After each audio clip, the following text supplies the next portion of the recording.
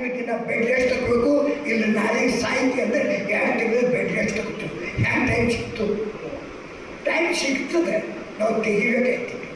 ನೀವು ಮುಂಜಾನೆ 5ಕ್ಕೆ ಕಸ ಗುಡಿಸ್ಲಿಕ್ಕೆ ಹೋಗ್ತೀರಿ ಕಾರ್ಮಿಕರು, ಸಂತೋಷ ಸಿಗುತ್ತೆ. ಕಸ ಗುಡಿಸ್ಕೊಂಡು 8-10 ಆದಮೇಲೆ ಸ್ನಾನ ಮಾಡ್ಕೊಂಡು ಬರೀ ಈ ಸಾಲಿ ಹೀಗದ ಮುಂಜಾನೆಯಿಂದ ಸಂಜೆವರೆಗೆ ಇದು ಟೈಮ್ ಟೇಬಲ್ ಇಲ್ಲ.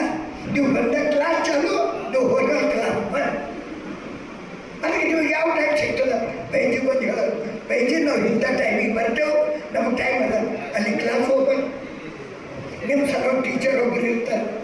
ಆಮೇಲೆ ನಾವು ಮತ್ತು ಕ್ಲಾಸ್ ಜನರು ಅವರಿಗೇನು ನಾವು ಏನ್ರಿ ನಮಗೂ ಭಾರಿ ಟೆನ್ಷನ್ದಾಗಿಟ್ಟು ನಮಗೆ ಟೈಮ್ ಸಿಗಲ್ಲ. ನಾವು ನಿಮಗೆ ಹೇಳ್ತೀವಿ ಒಂದು ಸಣ್ಣ ಎಕ್ಸಾಂಪಲ್. ಯಾಕಂದರೆ ನೀವು ಕಾರ್ಮಿಕ ಕೆಲಸ ಮಾಡ್ತೀರಿ, ಒಳ್ಳೆ ರೀತಿಯಿಂದ ಇದು ಮಾಡ್ತೀರಿ, ನಿಮ್ಗೆ ಟೈಮ್ ಹೆಂಗೆ ಸಿಗಲ್ಲ.